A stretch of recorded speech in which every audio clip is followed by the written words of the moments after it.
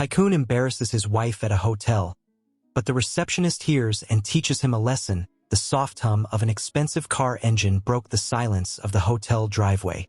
The rain had just stopped, leaving a thin sheen of water over the polished marble entrance of the Grand Hanul Hotel, Seoul's most exclusive five-star resort. A line of doormen, perfectly still, waited under a glowing canopy of golden lights as the black luxury car slowed to a halt. From the back seat stepped a man whose presence turned heads instantly. Daniel Lee, a powerful tycoon known for his cold ambition and unmatched business instincts. Tall, impeccably dressed in a custom-tailored charcoal suit. His features were sharp, the kind of man who walked into a room and silenced it without a word. His watch alone could fund the education of 10 students. The driver opened the other side door. A pair of beige heels touched the ground, carefully, almost hesitantly. Then came Sumin. She emerged slowly, her figure delicate, wrapped in a soft cream dress that looked expensive, yet modest. Her hair was perfectly arranged in a low bun, elegant but understated. She looked like someone who once radiated light, but now, there was something faded in her eyes, something quiet. She avoided the cameras. Her hands were clenched around her purse as though holding it could hold her together. Daniel didn't look back. He was already halfway to the entrance. Sumin followed, 3 steps behind like a shadow. Inside, the chandelier above the lobby sparkled like a sky of frozen stars. The space was grand and modern, all glass, marble, and silence. But beneath all the glamour, there was an invisible chill, like something sacred was being suppressed. Behind the front desk stood a young man in a crisp navy uniform. His name tag read Jaehyun. He was tall, warm-eyed, and carried a sincerity rarely seen in such polished places. "Welcome to Grand Hanul Hotel," he said with a respectful bow. "Do you have a reservation?" Daniel's fingers tapped the marble counter. Daniel Lee, Presidential Suite, under Lee Enterprises. "Yes, Mr. Lee. Just one moment," Jaehyun replied politely, his fingers moving swiftly across the screen. As he typed, his eyes drifted briefly to Sumin. She stood quietly behind her husband, staring at the floor. There was a sadness in her posture, a dimness in her aura, and something about it made Jaehyun's chest tighten. He handed over the keycards. "Room 1502. Would you like help with your luggage?" "No," Daniel said curtly. "She can manage." His voice sliced through the air like a blade. Sumin blinked. Slowly, her eyes flickered with something. Pain, perhaps, but she said nothing. She moved to take the small suitcase herself, despite her delicate frame. Jaehyun hesitated. "If Madam would prefer." "She doesn't prefer anything," Daniel interrupted, his tone mocking. "She just follows." There was a pause, a beat too long. Jaehyun met Sumin's eyes for a moment. She quickly looked away. Daniel turned slightly, as if he just remembered she was still there. He gave a small, hollow laugh. "Why are you standing like that? You look like a lost child." The laughter that followed wasn't shared. A couple in the lobby turned to look. A bellboy lowered his eyes, and Jaehyun froze behind the desk, his heart beating faster.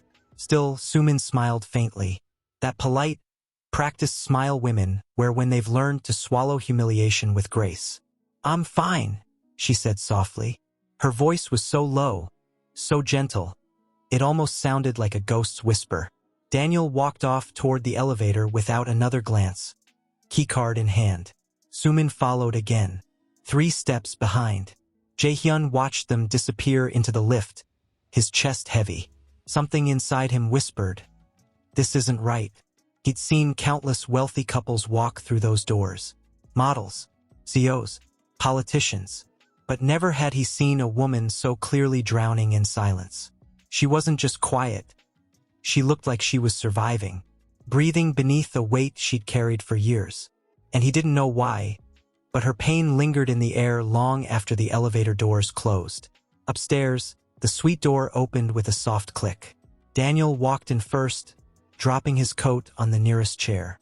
The room was stunning, floor-to-ceiling windows with a view of the Han River, marble floors, velvet furnishings. A dream for anyone. But for Sumin, it was just another cage. Prettier one. "I told you not to wear that dress," Daniel said flatly, looking at her with visible disapproval. "It makes you look tired." She paused, her hands gripping her suitcase. "You said it was fine," she answered quietly. He didn't even respond. Just poured himself a drink from the minibar and sat down, scrolling on his phone. Sumin stood in the middle of the suite, not knowing whether to unpack or disappear. She looked around, the windows, the couch, the expensive art, and saw nothing she belonged to. She walked slowly to the bathroom and closed the door behind her. And finally, she let her face fall apart. No tears, just the collapse of everything she'd held up all day. The quiet devastation of a woman who had once been adored, cherished, now treated like a burden. She stared into the mirror, seeing a version of herself she didn't recognize anymore. And all the while, downstairs, Jae-hyun stood at his station, still watching the elevator, still thinking about her eyes. He didn't know who she was, but something told him he'd just witnessed a woman on the edge of disappearing. And maybe, just maybe, she didn't even know it herself. The night settled over Seoul, the city glowing with artificial stars. But in room 1502, no light touched her heart. And in the quiet hum of the lobby, Jae-hyun's heart stirred with something he couldn't name yet. Behind her, Daniel rustled a newspaper, sipping black coffee he didn't offer to share. "You're not dressed," he said, not looking up. "The brunch starts at 10. She turned slightly. "You didn't say I was supposed to go." He flipped a page. "You're my wife. You stand beside me. That's what you do."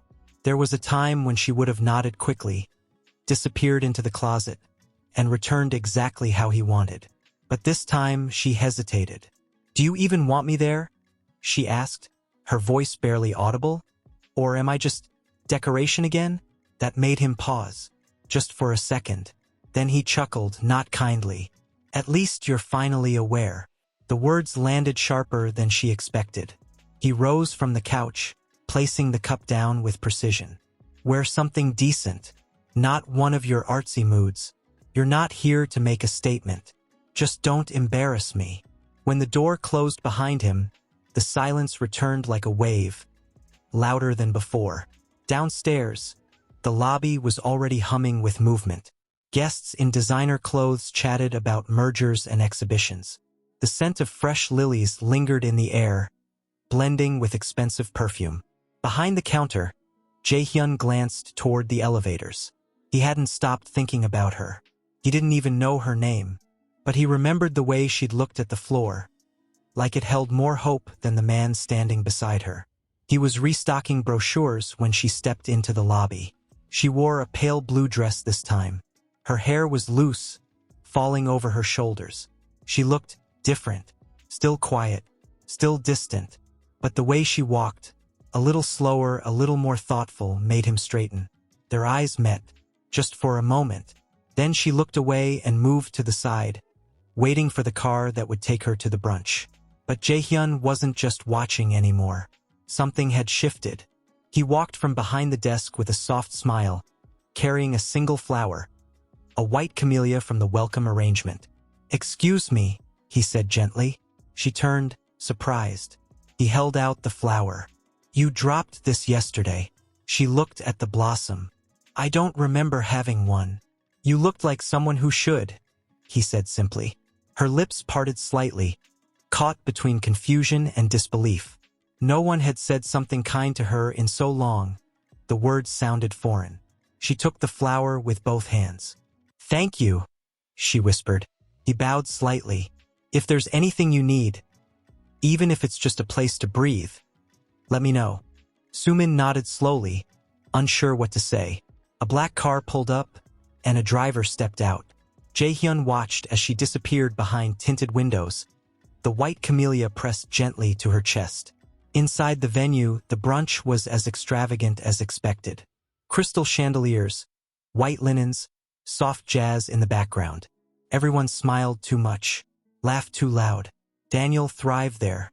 He moved through the room like royalty, making shallow conversation and tight deals. Sumin stood beside him like a porcelain doll.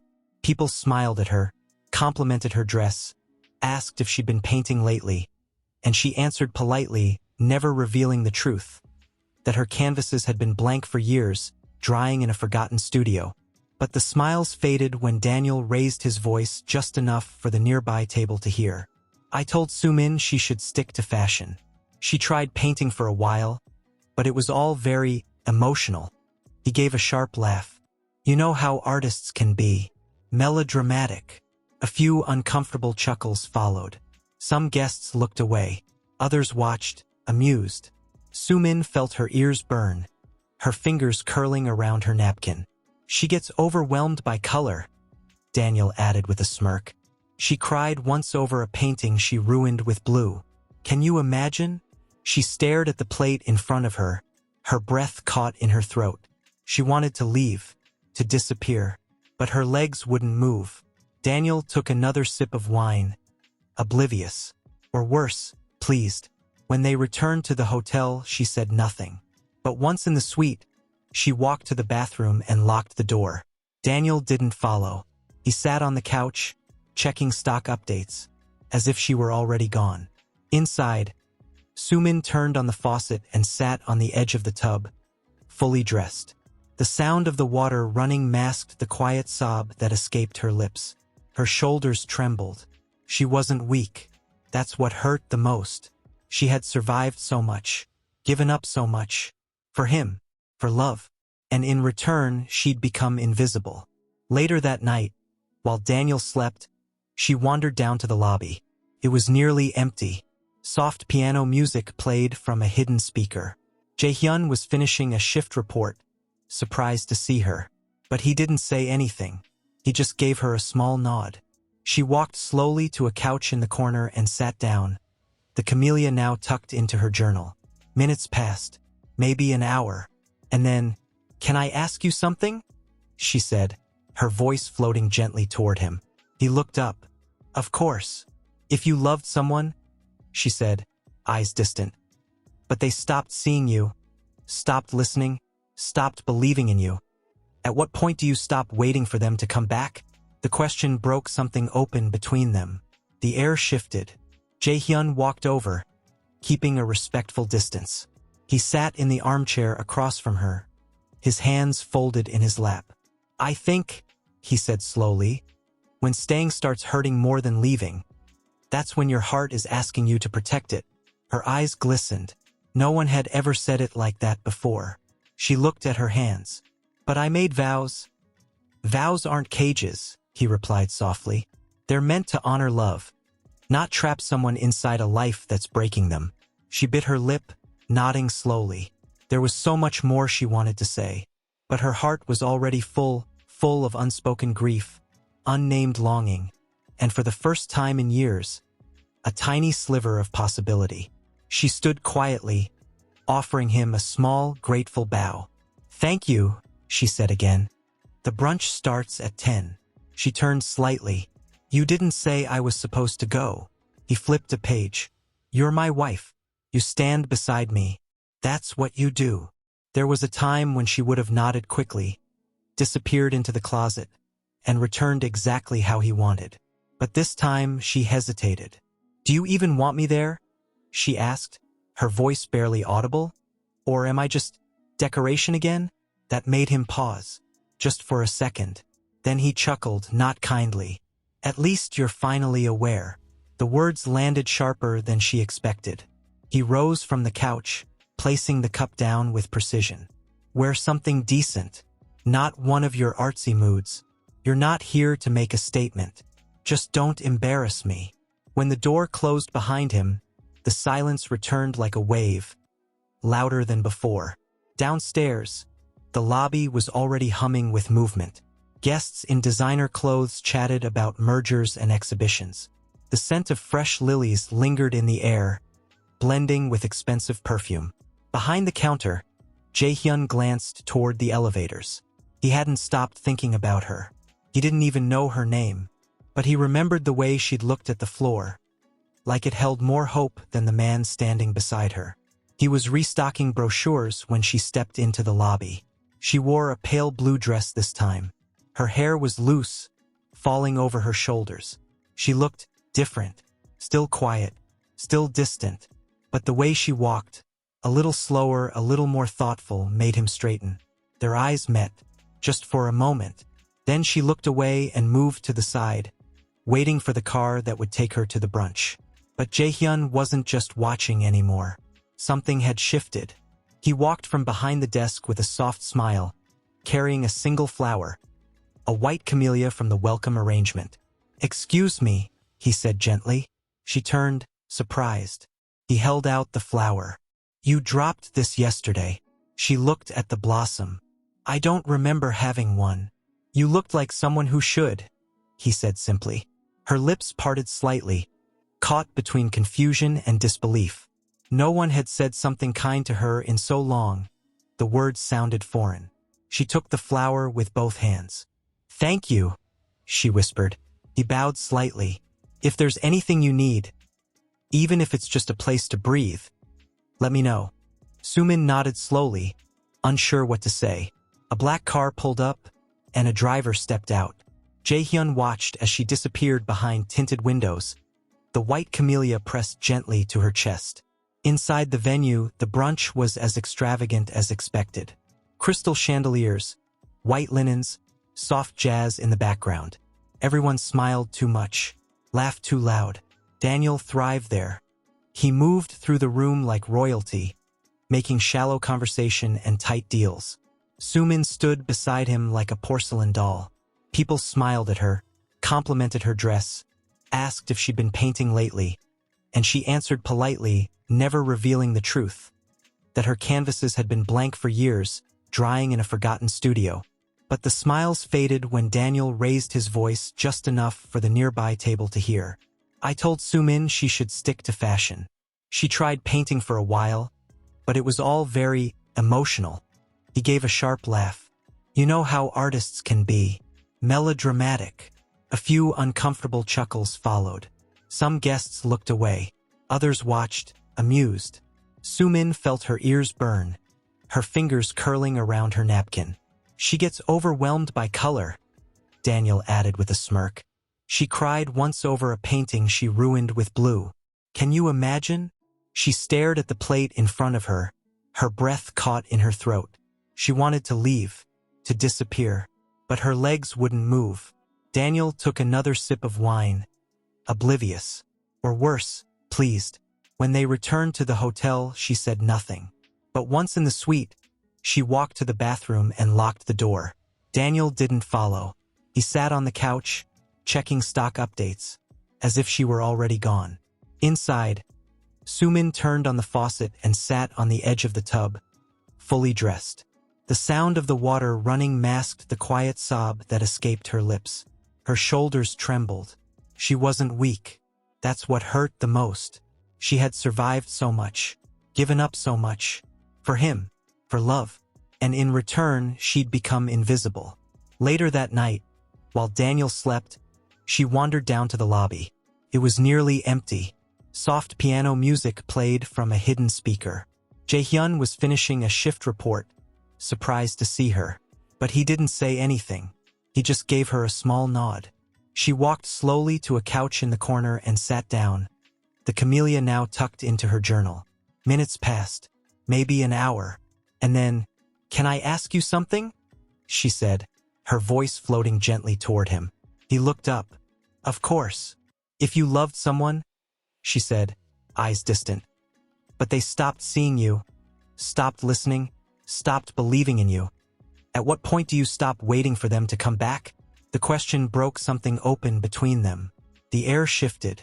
Jae-hyun walked over, keeping a respectful distance. He sat in the armchair across from her, his hands folded in his lap.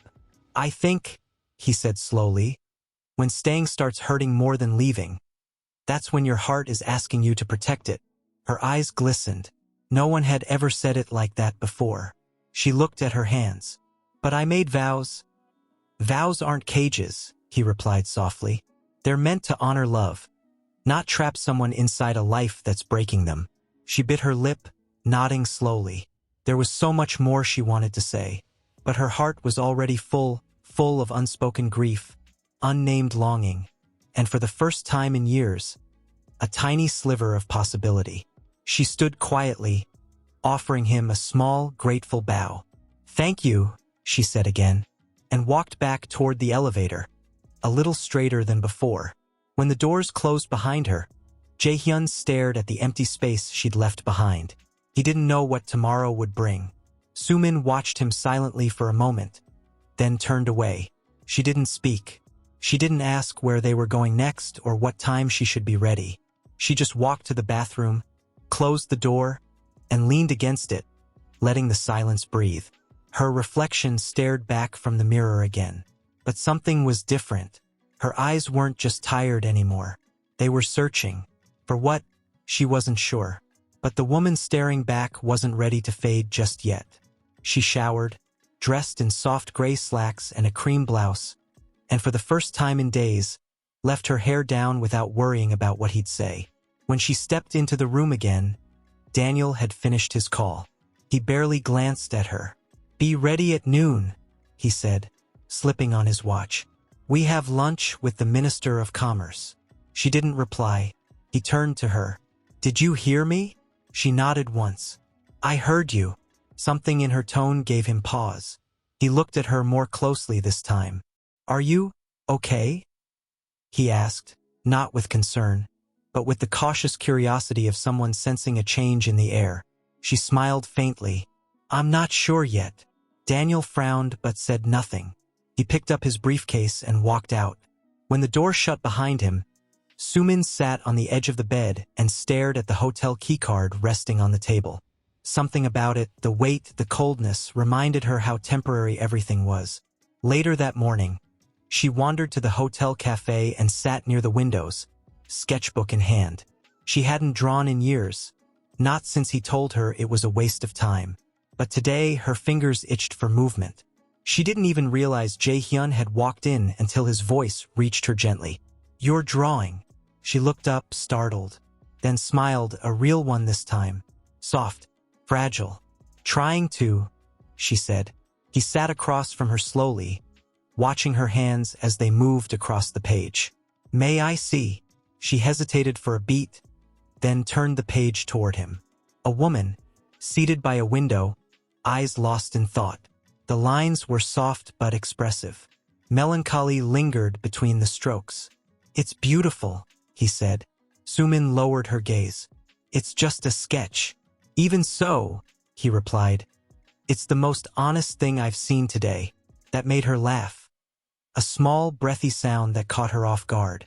"Thank you," she said. He watched her quietly for a moment. "Can I ask, why did you stop?" She didn't answer right away. Her eyes went back to the paper. "I stopped," she whispered, "because I started believing him." Jae-hyun didn't ask who. He didn't need to. Instead, he said, "Would you ever show your work again? To the world, I mean." She looked up, almost afraid. "I don't think anyone would care." "I would." Their eyes met. His steady and sincere, hers unsure but awakening. Before she could respond, her phone vibrated. "Lunch." She sighed and stood, gently closing the sketchbook. "Thank you for seeing me," she said. "Really seeing me." Jae-hyun rose with her. "Don't disappear again." Her eyes filled with something unspoken. A promise, a fear, a wish, and then she turned and walked away. The lunch was unbearable. Daniel introduced her as just Soo-min and spoke over her every time she tried to add something. She sipped her water and smiled when needed. But each time she looked at him now, she saw the man he had become, and more clearly the woman she no longer was. When they returned to the hotel, the air between them was thinner. Daniel sat in the suite, scrolling through news articles. "We made a good impression. You looked presentable." She stood in the middle of the room, her voice soft but firm. "Why do you do that?" He looked up. "Do what?" "Treat me like a prop." He blinked. "Soo-min, not this again." She stepped forward. "You humiliate me, dismiss me. You don't ask what I feel, or if I'm even happy." "You have everything," he snapped. "A perfect life. This hotel, my name, comfort. What else do you want? I want to be seen, Daniel. Her voice cracked, not loud, but sharp, like glass breaking. He stood slowly, face tight. Don't raise your voice to me. I'm not raising it, she said, trembling. I'm using it. Finally. A pause stretched between them. He stepped closer. Are you forgetting everything I've given you? I gave you everything first, she said. I gave up my art, my peace, myself. You didn't ask me to, but you never stopped me either. He stared at her, stunned. She didn't cry. Her eyes were wet, but her spine was straight. She turned and walked toward the door. Where are you going? He demanded. To remember who I was before you turned me into a shadow. The door shut behind her, and Daniel was left alone. Downstairs, the lobby was quiet, glowing under warm afternoon light. Jaehyun looked up when she entered, her steps faster, more purposeful. Without a word, she approached the counter, her breath shaking. I want to show you something, she said. He nodded, left his post, and followed her to the lounge corner. She opened her sketchbook and revealed several new pages, all drawn in the past days. A woman crying by a mirror. A man in a suit walking ahead of a woman with no face. A hand holding a white flower. Each image was loaded with emotion, grief, solitude, hope. Jaehyun looked up at her, eyes full. They're not just drawings, he said. They're truth. She took a shaky breath. I want to feel again. I want to live again. Then let yourself, he said. Start now. And in that moment, in that quiet, golden moment, Sumin realized she could. Even if it meant walking alone. Even if it meant letting go of the life she had built around someone who never truly saw her. The next breath she took felt different. Lighter. Her absence disturbed him more than he wanted to admit. He scrolled through his messages, nothing. He checked her location. Disabled. He tossed the phone aside with a scoff. But the air in the room grew heavier. There was no noise now, no gentle movement, no quiet presence to fill the silence he'd never noticed until it vanished. Meanwhile, Sumin stood in the hotel's art gallery on the ground floor. A small, discreet space, tucked between a high-end boutique and a piano lounge. The walls were lined with contemporary Korean pieces, and the lighting was soft, intimate. She had wandered in with no real destination. But now, standing beneath a canvas of swirling blue and gray, she felt something she hadn't felt in years. She felt something. Do you like that one? Came Jaehyun's voice from behind. She turned. It reminds me of the sea, when a storm is just about to break. He nodded. It's called The Silence Before. Fitting. Sumin let out a quiet laugh, but there was sadness in it. It's beautiful and terrifying. Like truth, he replied gently. She stood there for a while, eyes fixed on the painting, as if it spoke directly to a part of her she'd buried long ago. When she finally turned to face him, her eyes were wet again, but she didn't hide it this time. I wasn't always like this, she said. So scared, so small.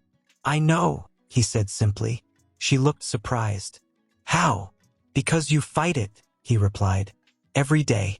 If you were truly small, you wouldn't be here. She bit her lip, a tear slipping down her cheek. I used to be an artist.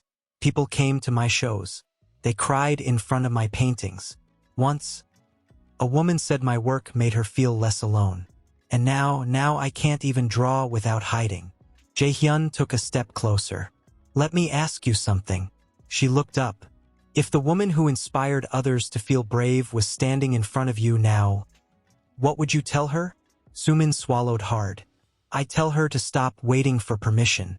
That no one who truly loves her would ask her to shrink. Then tell yourself, he said. She blinked. Tell her, he repeated softly. Because she's listening. And in that quiet moment, in the middle of a nearly empty gallery, Sumin whispered, I'm sorry I left you behind. Her own words cracked something wide open.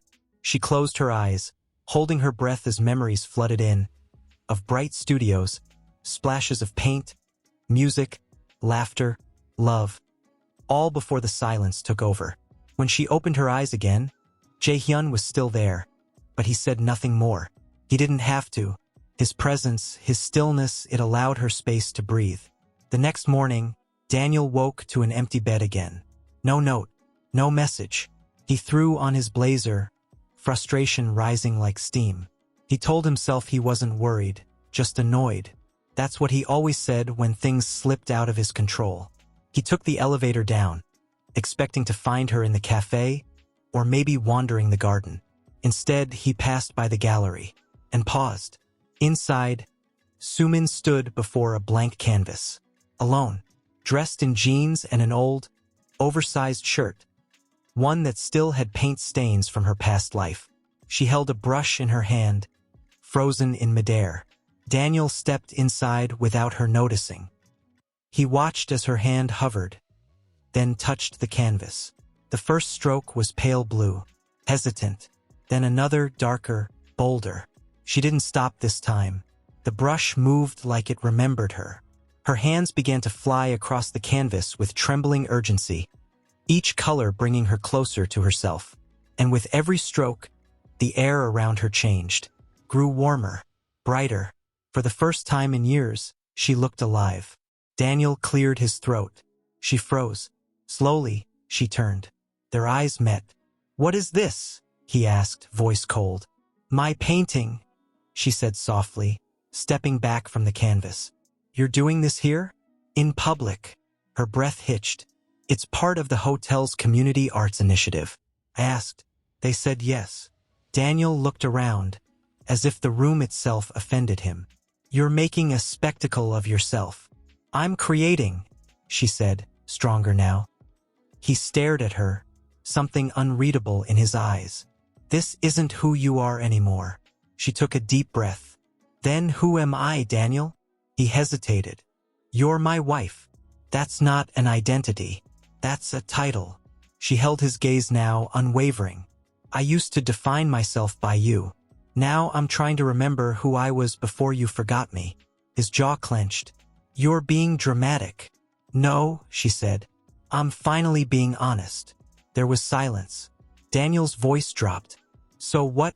You think painting in a hotel is going to fix everything?" "No," she whispered. "But it's going to fix me." Daniel didn't speak again. He turned and walked out, the door shutting behind him with a dull thud. She stood there, breathing deeply, hands shaking. But she didn't cry. She picked up the brush again. Later that day, a crowd began to form around her canvas. Guests wandered by, murmuring about the beauty of the work. Someone took a photo. Another asked her name. "Are you the artist in residence?" a woman asked. Sumin blinked. "No, not officially." "You should be," the woman smiled. "Your work it speaks." Sumin lowered her eyes, touched in a way she hadn't felt in years. She turned toward the front desk later that night and found Jaehyun there, finishing up for the evening. She approached slowly, her hands still slightly stained with paint. "I remembered something today," she said. He smiled. "What's that?" "The first time I ever sold a painting, I cried for 3 hours. I was so afraid I wouldn't be able to let go of it. But then someone told me, art is just the soul taking a new shape. And sometimes, your soul needs to be seen by someone else before you believe it exists." He leaned on the counter, eyes soft. "And do you believe now?" She nodded, her voice trembling. "I'm starting to." Outside, the rain began to fall again. Not heavy, but soft, cleansing. And Sumin stood there, not as someone's wife or someone's shadow, but as someone real. She looked at the nearly finished painting in front of her. A swirling, raw composition of color and shadow.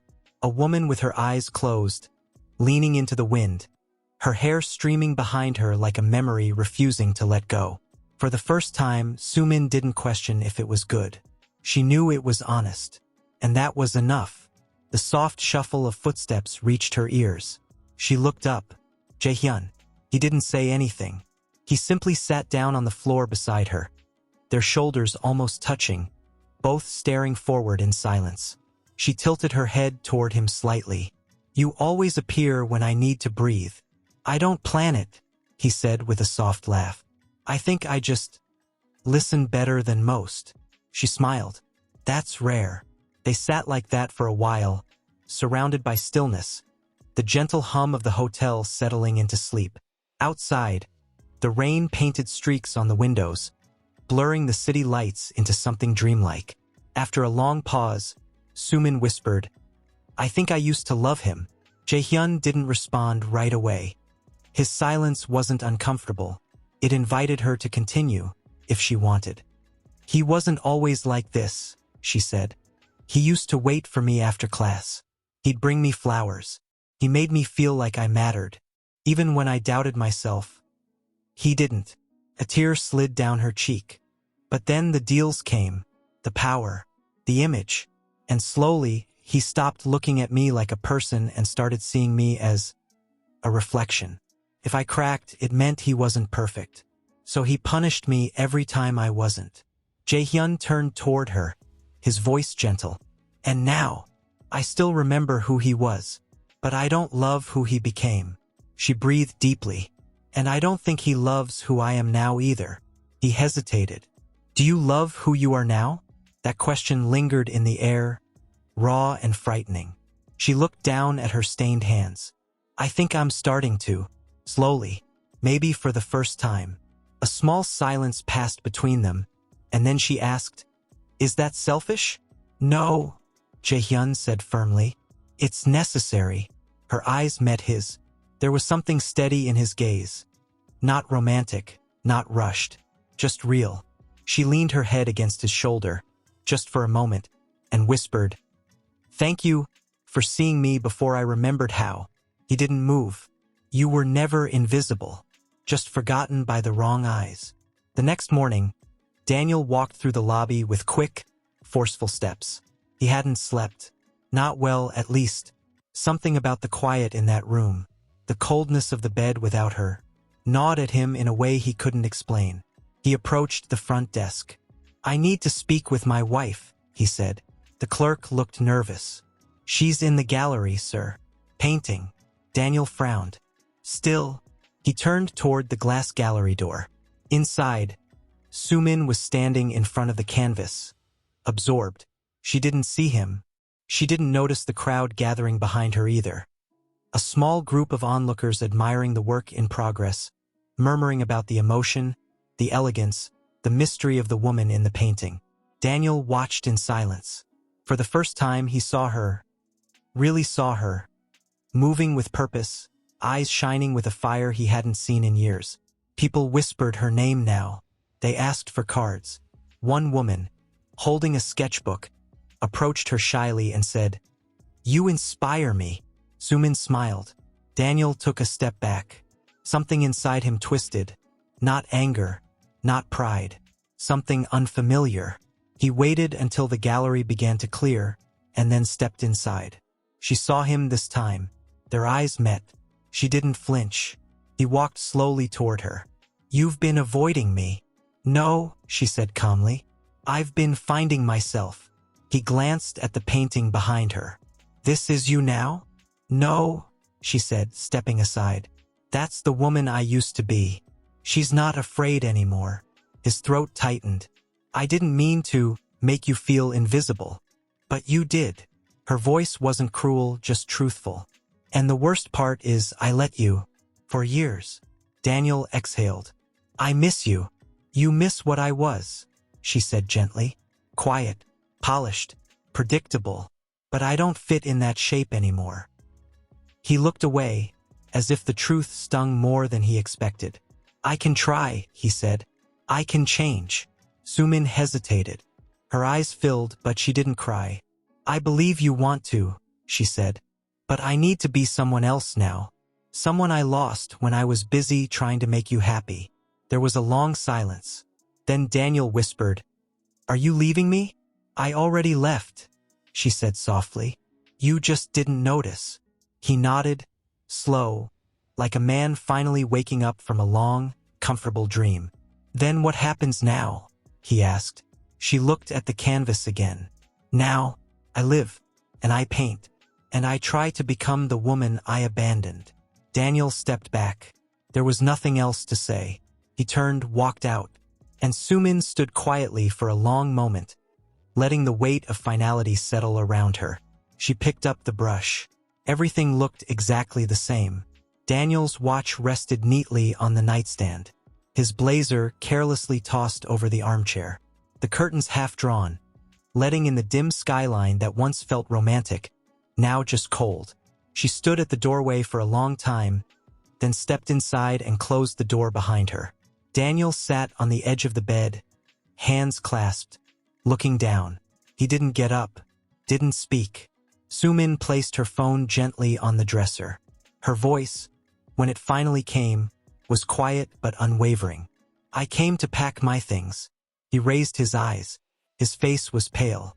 The shadows under his eyes were darker now. The silence stretched between them like a wire, thin and trembling. "You don't have to leave tonight," he said, his voice hoarse. "I know," she replied, "but I want to." He stood up slowly, almost like he didn't want to break something sacred in the air between them. "I've been thinking," he said, "about all of it, about what I've done, about who I've become." She turned to face him, her expression open but cautious. "I thought being powerful meant controlling everything, that people stayed because you gave them things, security, comfort." He swallowed hard. "I didn't realize I was killing the one thing that mattered most." Sumin's eyes welled, but she held his gaze. "You didn't just stop loving me, Daniel. You erased me. You used to ask what color I dreamed in. Now you ask if my dress is decent enough." He closed his eyes. "I miss you," he said again, more desperate now. "You miss the woman who was small enough to stand in your shadow," she replied gently. "That woman, she's gone." A beat of silence. "I see that now," Daniel whispered. She looked at the floor for a long time, then slowly crossed the room to the closet. She began folding her clothes carefully, placing them into her suitcase. Each fold felt like a release, like peeling away old skin that no longer fit. Daniel sat again. This time he didn't interrupt. He watched, and that, perhaps, was the truest apology.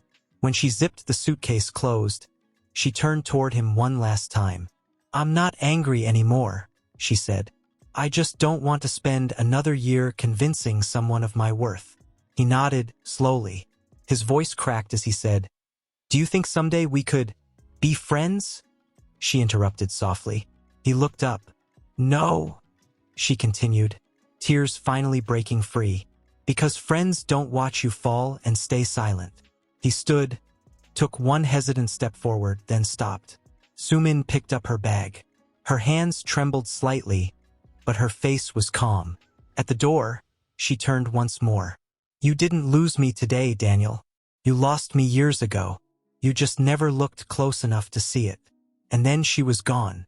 She didn't look back. Downstairs, the elevator doors opened with a soft ding, and she stepped out, pulling her suitcase behind her. The lobby was quiet, touched by the soft glow of late evening. Her footsteps echoed against the polished floors.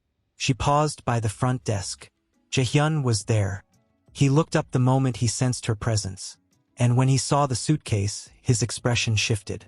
Concern, sadness, and something else, something deeper. "I'm leaving," she said, voice light, as though saying it out loud made it more real. He stepped around the desk without hesitation. "Where will you go?" "I don't know yet," she admitted, biting back the emotion. "But it will be somewhere I can start again." He nodded.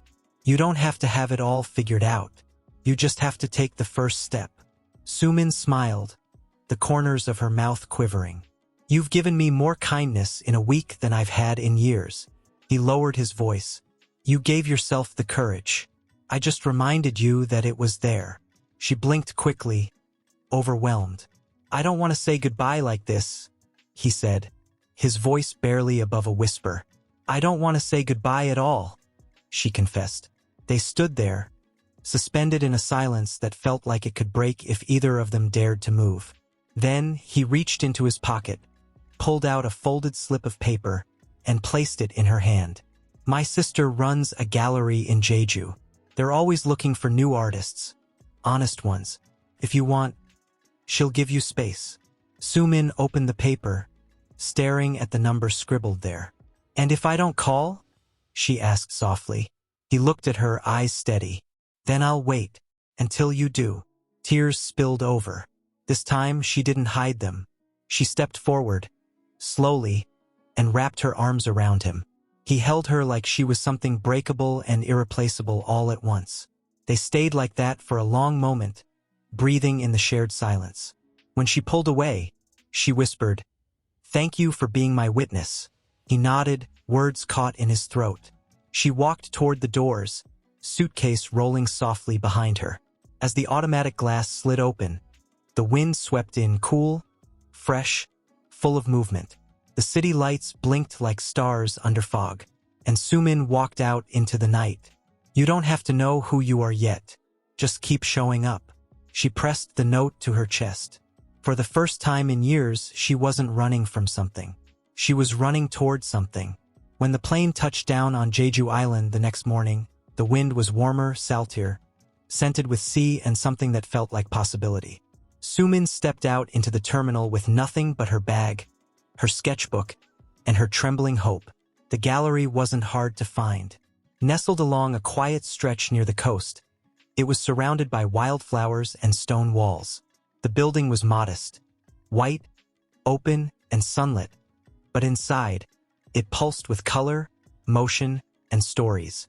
Sumin stood at the entrance for a moment, hesitant. The smell of paint and wood and old canvas greeted her like an old friend. Then a woman emerged from the back. Mid-30s, paint on her hands, her hair pulled into a messy bun. She stopped when she saw Sumin, her eyes narrowing in recognition. "You must be the one my brother wouldn't stop talking about," she said with a knowing smile. Sumin nodded shyly. "I hope he didn't exaggerate. Jaehyun only exaggerates when he's in love with someone's soul." The woman extended her hand. "I'm Yuna." "Sumin." "I know." "Come," Yuna said, gesturing toward the open studio space. "Let's see what you've brought."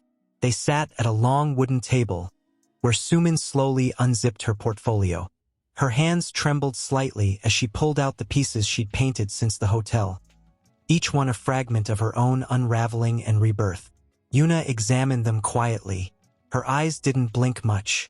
She didn't speak for several minutes. Then she sat back, crossed her arms, and said, "You don't paint to impress. You paint to survive." Sumin's throat tightened. "Is that bad? It's the only kind of art I want hanging on these walls."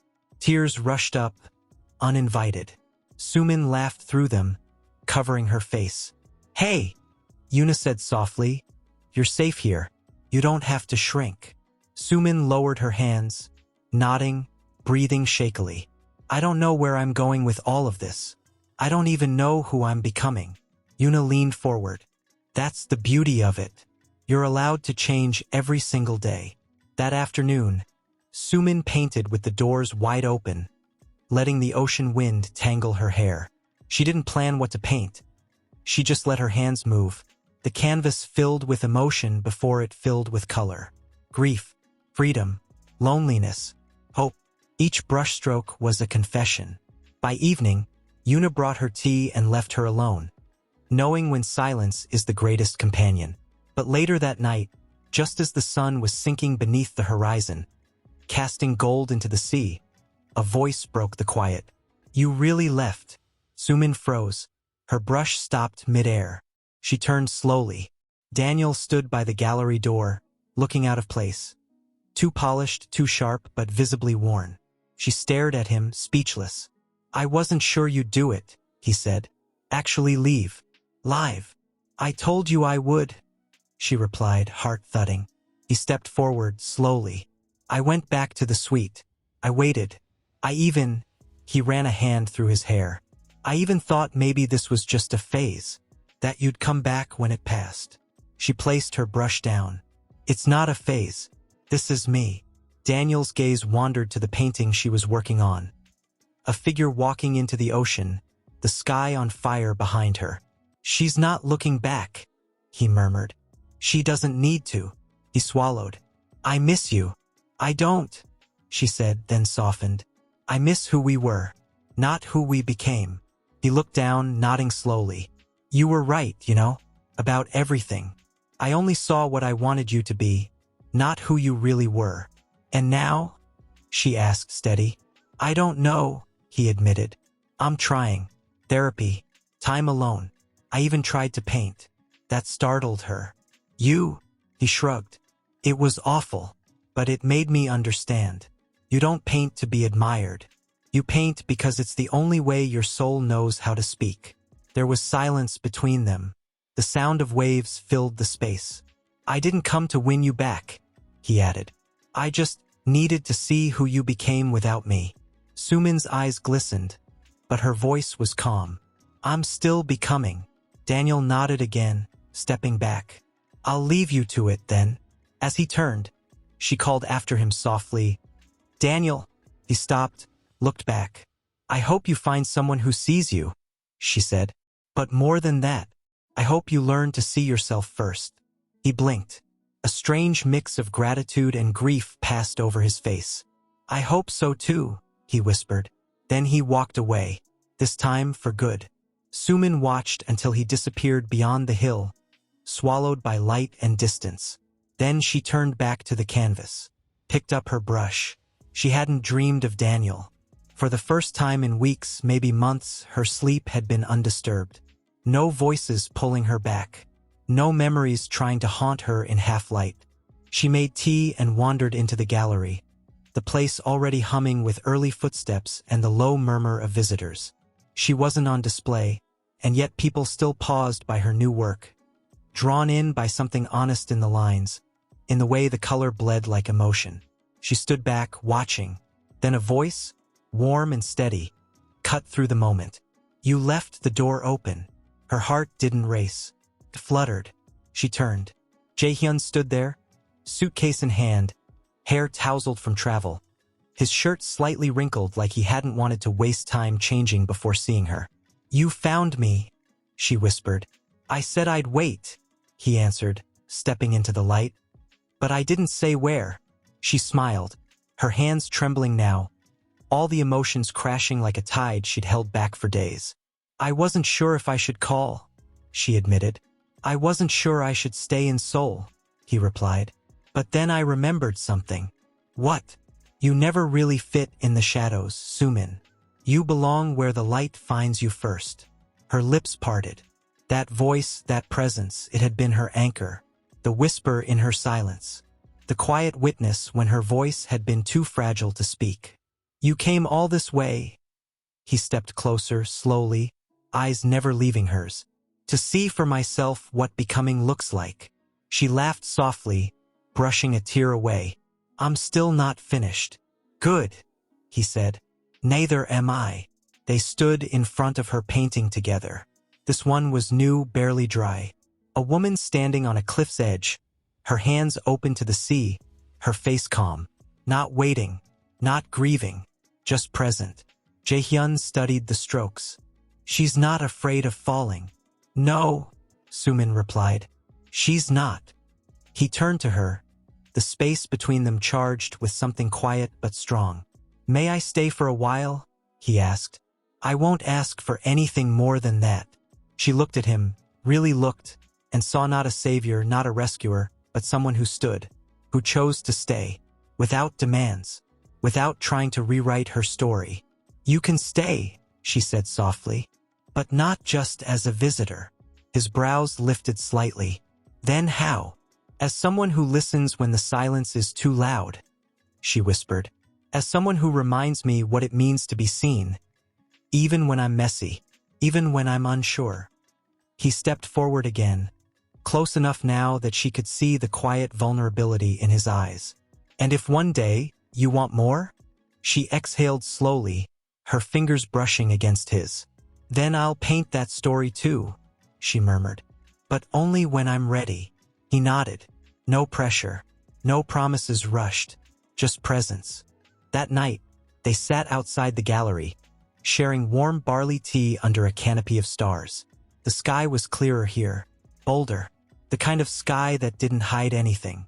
And maybe for the first time, neither did they. She told him about her childhood.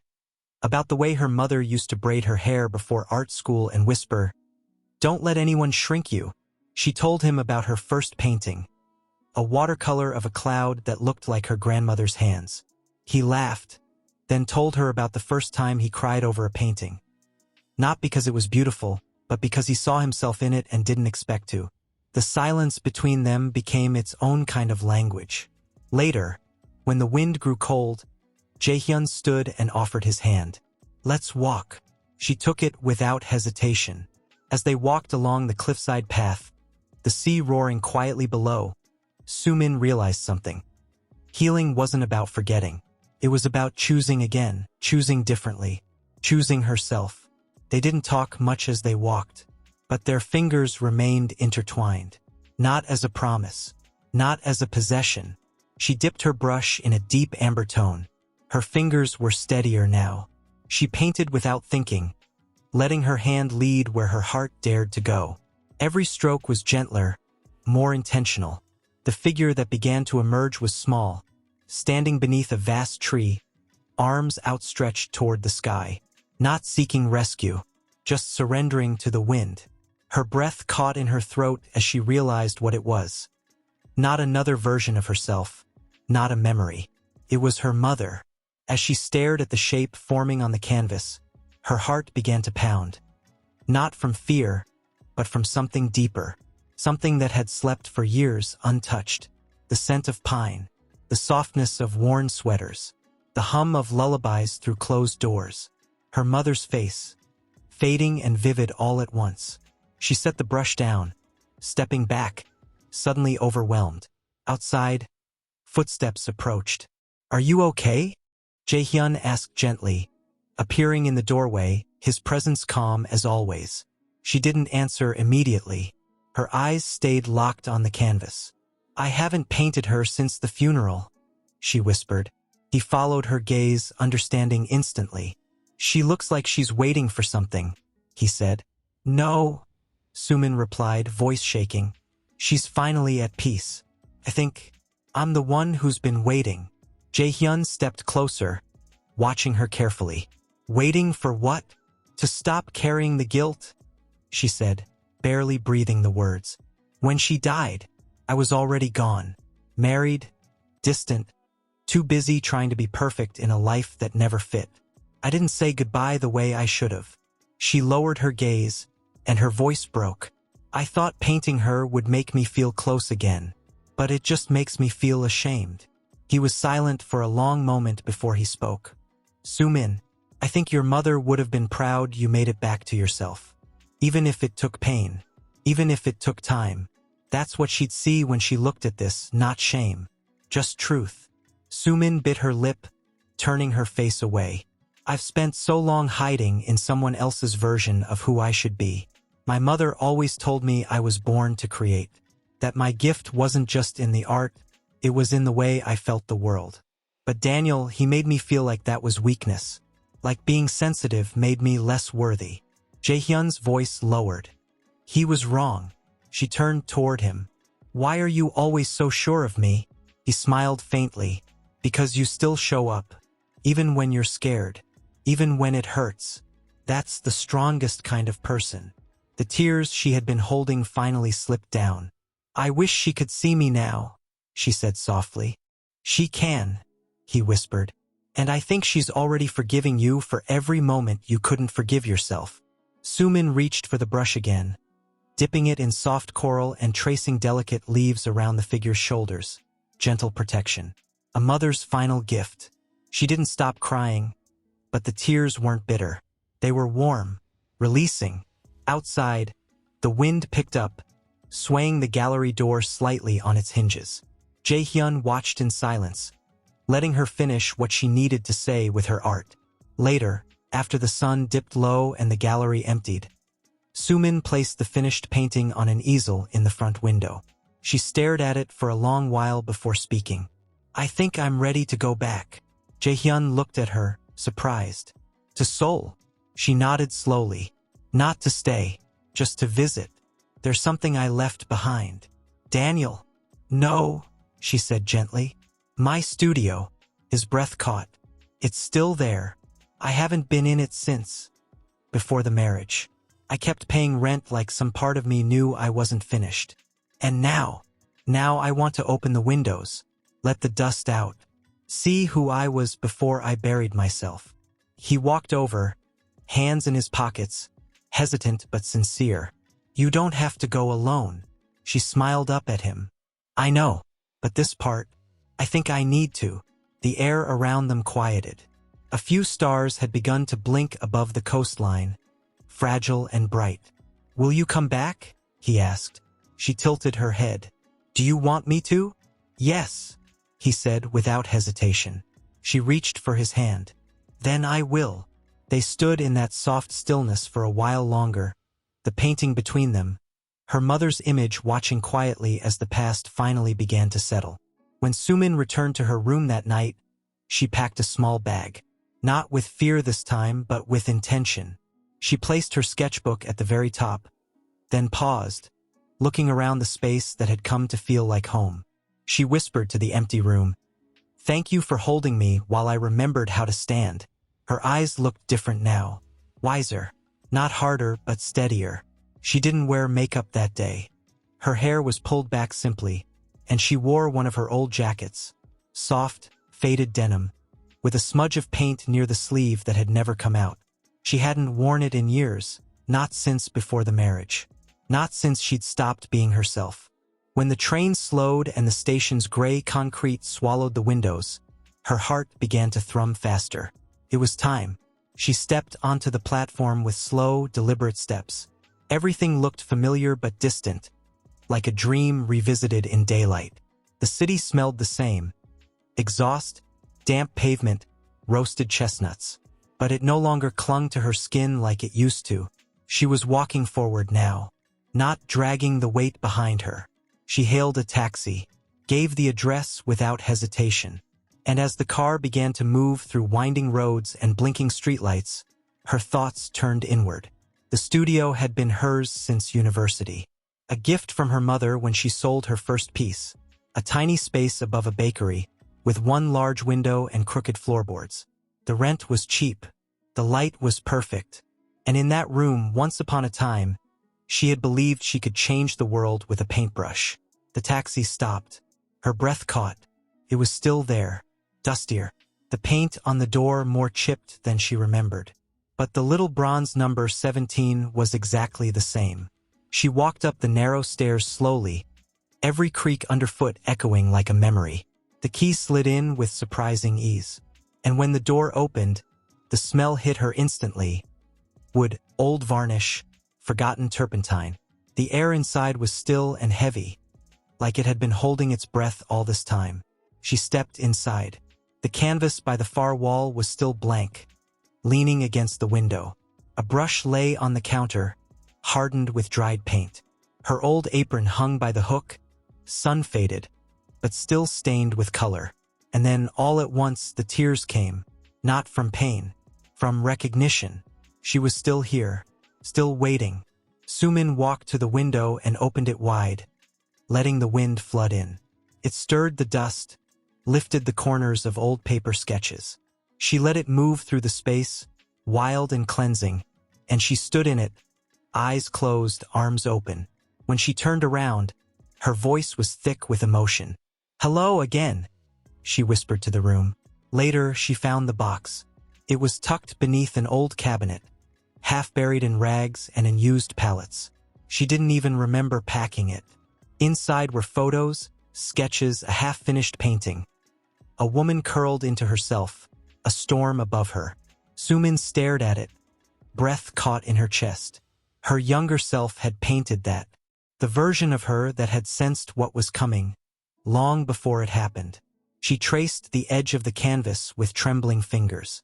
"I'm sorry I didn't listen to you sooner." A soft knock startled her. She froze. The door creaked open a little.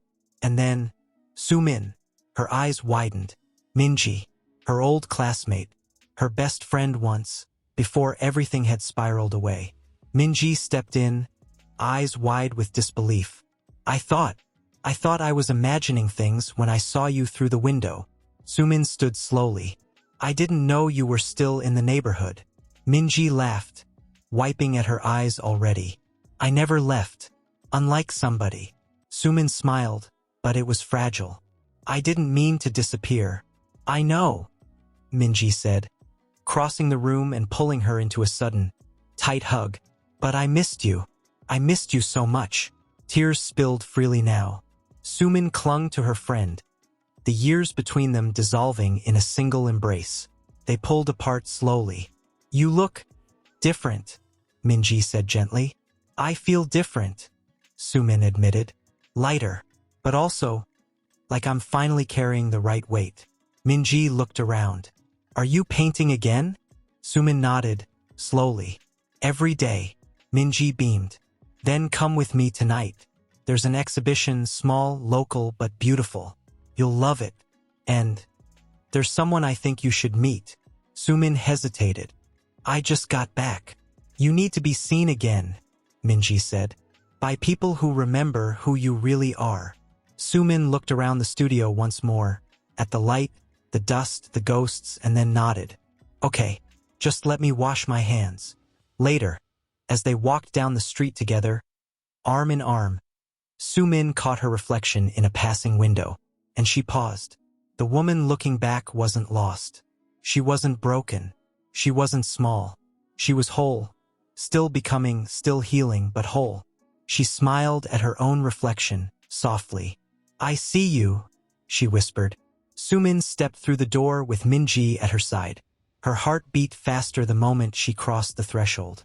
She wasn't used to this anymore. People, attention, the possibility of being seen again. But there was something comforting in the air. Warmth, familiarity, hope. You okay? Minji asked, watching her. Sumin nodded slowly. It feels surreal. Minji smiled. Just wait. They wandered through the exhibit, surrounded by pieces that told stories.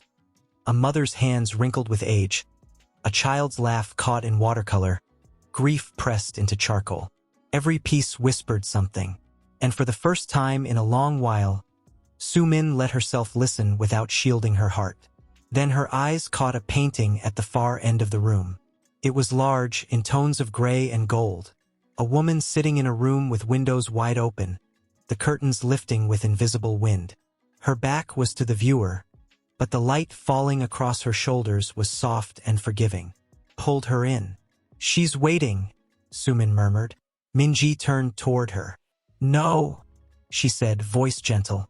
She's choosing. Sumin blinked. You know the artist? Minji smiled like she was holding a secret. I do. A voice, low and calm, came from behind them. She was based on someone I never met, but always hoped to. Sumin turned, and for a moment the world narrowed.